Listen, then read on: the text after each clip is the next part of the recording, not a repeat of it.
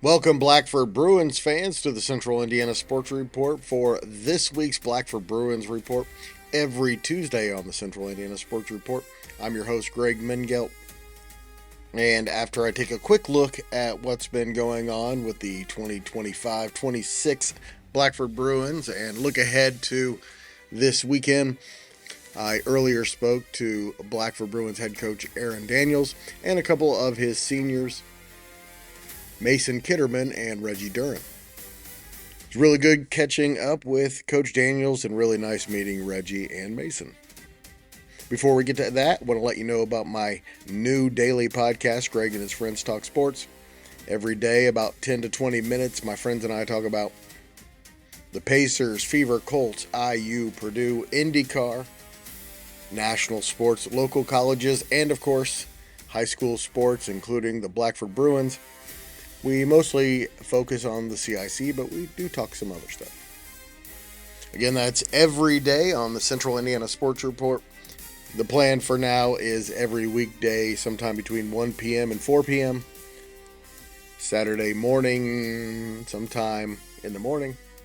And then Sunday, late in the evening.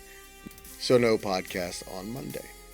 There will be other podcasts on Mondays, including our weekly Pacers report, but Greg and His Friends Talk Sports will be now 6 days a week. Earlier Tuesday, we released our IU report with Grant Schaus and Mike Hutzel. And on Wednesday, we will have our Purdue report with Jake Dunn. As of right now, that's not going to be pleasant. Our Frankton Eagles report with Brent Brobston, and our Elwood Panthers report with Ryan Van Skyok, all in the next 48 hours or so. And on Thursday, we will have an IndyCar report as the season is about to begin.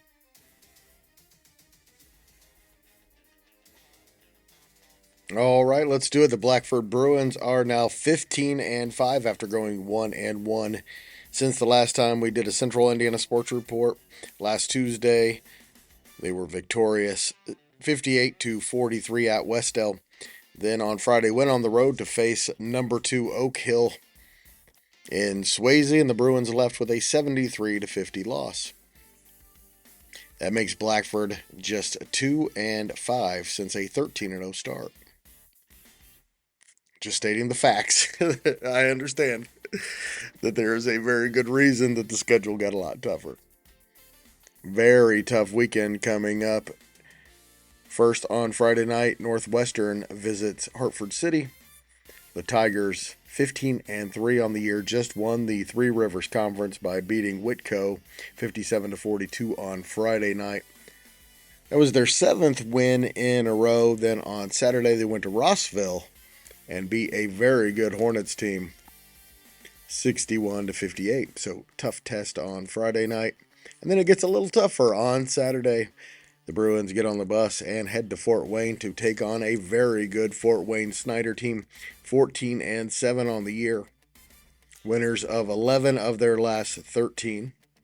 10-1 since the calendar flipped to 2026.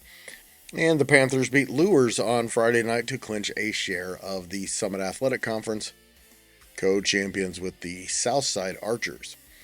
Speaking of which, Blackford will finish in second place in the CIC. Could be a tie with Frankton if the Eagles beat Alexandria on Friday night. Of course, Blackford beat Frankton, so we'll just give the Bruins second place in the CIC. And after the weekend, one more game left. That is on Thursday the 26th. As of now, my plan is to be at that one. And I think that'll be my first game at Blackford since maybe 1991, but probably 1993. Have a lot of great memories at that school. All right, I know you didn't come here from me, so I am done. Coming up here in just a second, Coach Aaron Daniels and seniors Reggie Duren and Mason Kitterman. Thanks so much for listening. Please share this podcast with a Blackford Bruins fan in your life and help us spread the word that the Central Indiana Sports Report is talking about what Central Indiana sports fans are talking about every single day.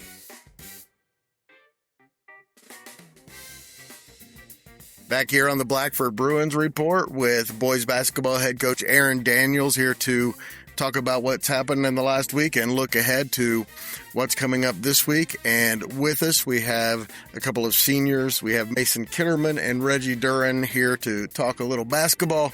But first, Coach, I want to talk to you about, you got a needed win over Wes-Del, and then you played an Oak Hill team that is really, really good, first of all. But when you look at the final score, you probably won't get the idea of how competitive it is.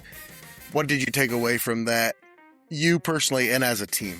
Well, I think it's important when you play a team like Oak Hill. The one thing you want to be able to take out of it is you want to know you can compete with them. And that's when you're going to go try to win a sectional, try to win a regional. You're going to face up with a team, probably Oak Hill or a team like Oak Hill in the semi-state round if you're fortunate enough to make it there. So you want to be able to compete with them. And so when we watched film back and different things, we realized a lot of mistakes that were on us. Now, they did some really nice things that put us in some disadvantages and things, but we also realized that if we stick to our game plan of things, that they're a team that we can compete with and that you have a chance to beat. So that's the main thing you want to take away from that. You don't want to leave there with a 30-point loss and say, man, I'm not sure we can compete with them.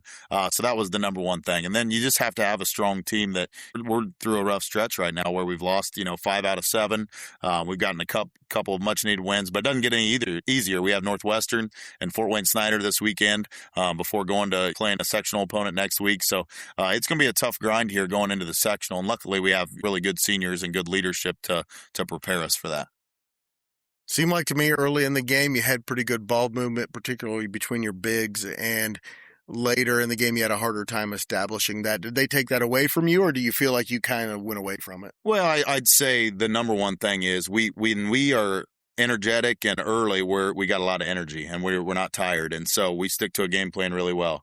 And then as soon as our legs start to get tired, because we only go 6 deep, Oak Hill's throwing 8-9 kids at you, one right after another.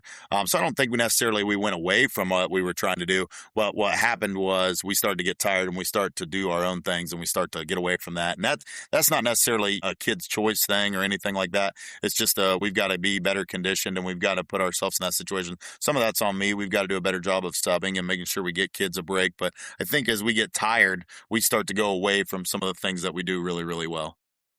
We are planning on doing this every Monday, but my mother's 80th birthday was on Monday, so didn't get a chance to be here. So it's Tuesday, so you've had a couple of days to practice since the weekend. How are the spirits around practice? Well, at this time of the year, you got to do 2 things. One, it's all about finding fresh legs. Like, you got to keep your kids fresh and keep their legs fresh. But then at the other time, you've got to make sure that we stay disciplined and we continue to work through those things. We've got to decide which part is a conditioning thing and which part is an exhaustion thing. If it's because our legs are dead and we're tired, then that's on something we need to pull back. But if it's something where we're out of shape and we can't catch our breath, then we've got to do more. So it's always a balance of trying to find those things while trying to keep fresh legs. We've had a tough stretch of games where we've had back-to-back weekends, double weekends for weeks now. So it doesn't stop this weekend. And then if, we got one game next week and it goes right into sectional. So spirits are good. It's high, but we also have to do a good job as a staff and as players of making sure we find our legs, get ready for a double weekend. We've got Northwestern team coming into town that's really, really good and very disciplined. Then Saturday, you got to go to a Snider who is quite frankly going to play like an Oak Hill. They're going to be up into you. They're going to pressure you. And so spirits are good, but we've got to do a good job of finding that balance here as we go into sectional time. Has to be your toughest double weekend of the season, right? It's up there. I mean, we've had some tough stretches. We had a stretch where we had Eastbrook at home, then we went to Jay County, and then we turned around and played Delta on a Tuesday. So that's a tough stretch. But as far as back-to-back games in a weekend, this is going to be, one of the toughest. We had Frankton and Monroe Central back-to-back, which, was a tough stretch as well, where we lost both of those. But it's definitely 2 of the most quality teams that we're going to play back-to-back. Could be 2 conference champions. Snider's competing for the Summit. You win the Summit, and you are an awfully good team. Well, Northwestern, they've already clinched, and that's a good basketball team. Just to be in the competition for the SAC at this time of the year, right? It doesn't matter who you are or what. That they're a really good basketball team, and we know that. Yes, they've gotten they've taken their lumps to the Mount Vernons and different things, but they're a really good basketball team. So if we can go into Fort Wayne and compete with them, we know we've got something really special. Yeah, one of the teams they're tied with in the standings beat Oak Hill, so that should tell you kind of where they are. And so we've got 2 of your 5 seniors here with us, Reggie and Mason. First, tell me a little bit about the senior class, a 5-guy group, and what kind of they've brought to the program over the last 4 years? Well, this is year 2 for me. So last year, when you have a senior group, they're still getting to know you. They've been here 3 years without you, and then 1 year with you. This year, we've got guys that have been here 2 years, so they know what we want and what is done. And I've been around a lot of senior groups in my years of coaching. And this is one of the least selfish groups I've been around. I truly feel like at the end of the day, they want to win more than they care about themselves. And when you're trying to win a sectional and you're trying to compete and you're trying to make a deep tournament run, I think it's the most important thing. You've got to be we over me attitude, and you've got to put others first. And I think that's probably the best quality of this senior class on top of the talent level. We start 4 out of the 5 seniors, and we're going to lose a lot when they leave. And so we want to make sure we send them out on the right way. But they've just been a great group to coach. They're 5 quality kids that we've never have any trouble with. We never have trouble with their attitudes or the way they act or anything on or off the court. So they've been a fantastic group to coach. To my only regret is I wish I would have had them for all 4 years, because they're great kids, and the more you can be around them and the more we can continue to build and the more they can soak in, the better they are. They're a great group of kids that I have had an honor to coach for 2 years, and I just wish I had them longer. I wished I had them for a couple more years.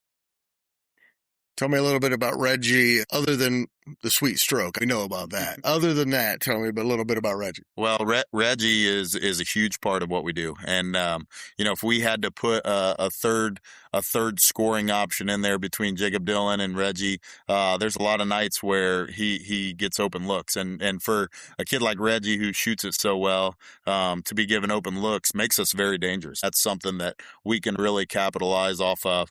His energy and his effort on the floor has given us a spark that, when you only go 6 deep, it's hard to find a spark. It's hard to find a guy that gets on the floor and does all the things right.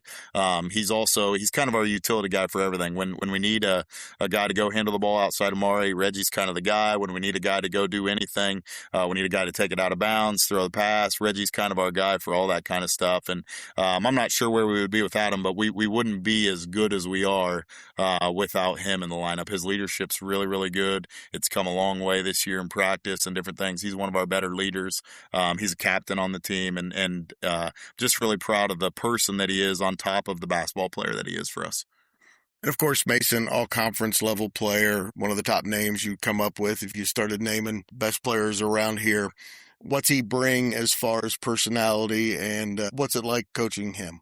Well, first off, I'm really, really proud of him, because if Mason Kitterman was at 90% of 2A schools in the state of Indiana, he'd be averaging 20 points a game, because he's that good of a player. He would be 1,000-point scorer at Blackford if it weren't for having to. He played last year behind Gage Baker, who was 1,000-point scorer. Sure. Then you go in this year and you've got Mari Leggett, who's leading or second in the state in scoring. So Mason has had to take a backseat role, and pretty much any other high school in the area, he would be one of the best players in the state. So he is a fantastic player. He's a college basketball player. I'm not sure if he's going to get the opportunity to, but I've been told by numerous people he could play at the NAIA level, and he is just a great kid to be around. And that's probably the one person that's put the team over himself more than anybody else, because it'd be really easy to be selfish in that kind of position and different things. And he really just truly wants to win. And as a coach, that's all you can ask for. When you pick your captains and you have a guy like that knows what's supposed to be done, character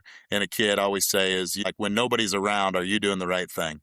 And to me, that's a guy that can look himself in the mirror and say he has good character, because I think when things are when nobody's around, he's the kind of kid that's always doing the right thing. He's a type of kid that was up for the Lilly Scholarship, just a great kid to be around, and then to top it off with a kid that's got extremely high basketball IQ and talent. I'm so fortunate. I would challenge any coach that walked into a better situation than I did last year here at Blackford with the talent that's around me. All right, Coach, let's meet a couple of your players.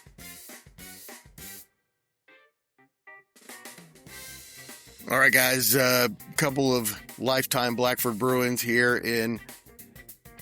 Guys, growing up watching the Blackford Bruins, can you believe there's only like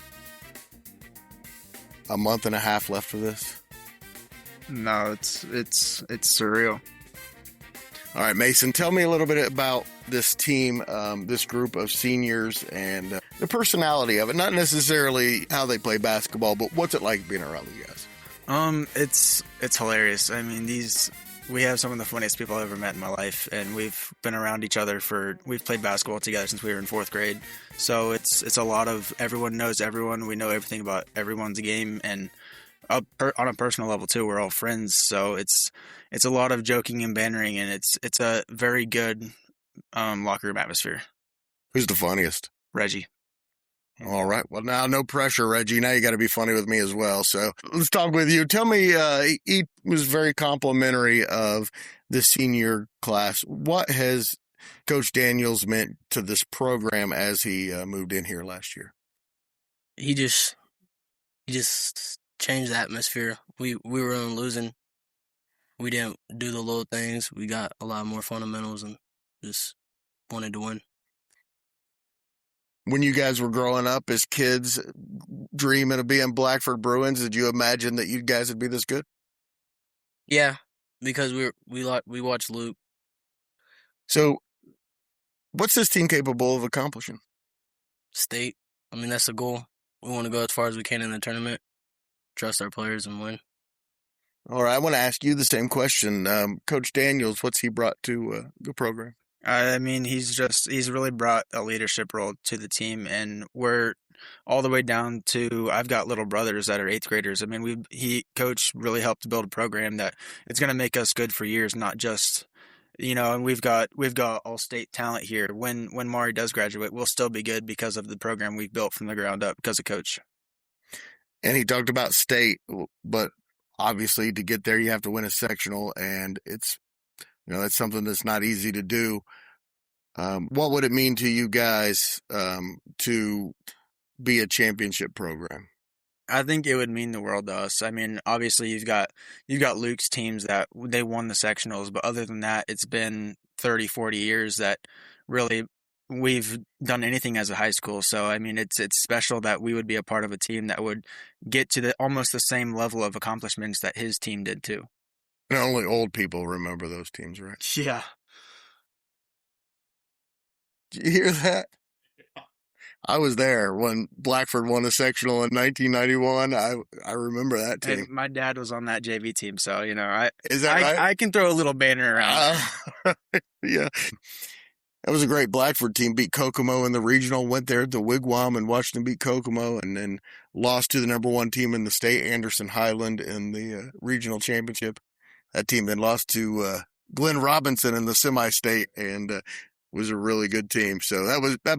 And by the way, they scored 100 points almost every game. I don't know if you guys know that, but do you guys want him to adopt that 100 points a game? That sounds like a whole lot of running to me. Yeah. 100 points a game. Oh, Mari's nodding yes. He'd like to coach. Of course he does. I'm sure you got some film around here somewhere. It wouldn't take very long to learn how to do it. Yeah, that's the old Grinnell college way. It's the stand at half court, get it and go, and that's just not a style I'm not familiar with it, so we won't be able to coach it here. Sorry. I tell you what, that'd be fun. That would be an awful lot of fun. Guys, thank you so much for your time, and I really appreciate it, and we'll look forward to getting to know you throughout the rest of the season. Thank you. All right, Coach, thank you so much again, and we will talk again on Friday following the Northwestern game, and good luck, guys. Thank you very much. Appreciate it. Thank you. That's right. We'll be back on Friday night with a recap and Coach Daniels' reaction to the game at home against Northwestern, and then on Saturday night, the game at Fort Wayne Snider. We will hear from Coach Daniels after that one as well.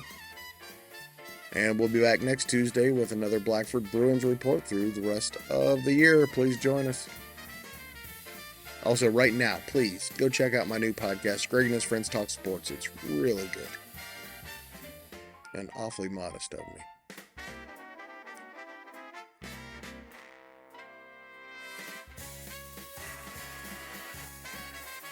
I love this music. I sometimes play it too loud.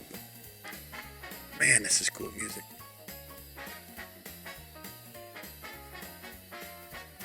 I'm into it. Tapping my toe.